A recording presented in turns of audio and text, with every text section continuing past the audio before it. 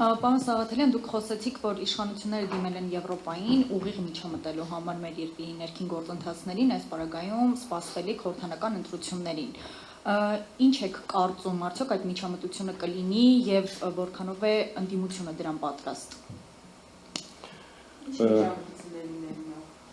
Տեսեք, այն սցենարների մասին, այո, այն սցենարների մասին, որ խոսում են, դա ուղիղ միջամտություն է, դա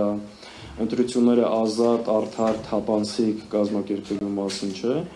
այլ ընտրությունների մասնակցող մի շարք ուժերի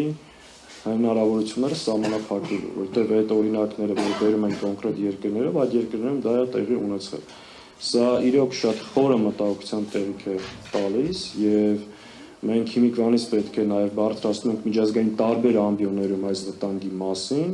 եւ սա ամենախայտառակ սցենարն է, որ կարող է տեղի ունենալ եւ Հայաստանում իշխանության ձևավորման սուբյեկտը հայ ժողովուրդն է եւ հայ մարդը, որևէ արտաքին միջամտություն, նորից եմ ասում, որևէ կողմից մեր համար անընդունելի է։ Հայաստանի Հանրապետության քաղաքացին պետք է ձևավորի Հայաստանի իշխանությունը,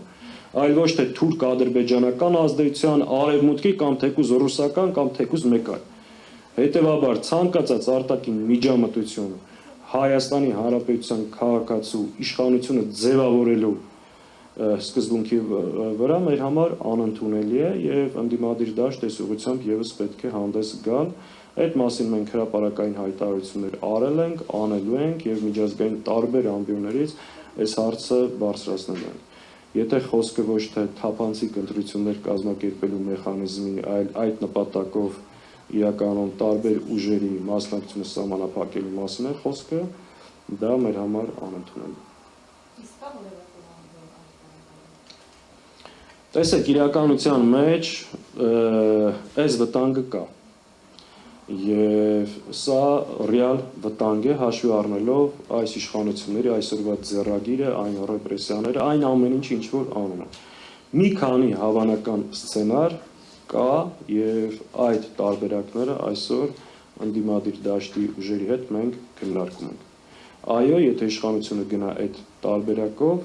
դրան համարժեք եւ համապատասխան քայլեր պետք է անի ընդդիմությունը եւ դա անխուսափելի է։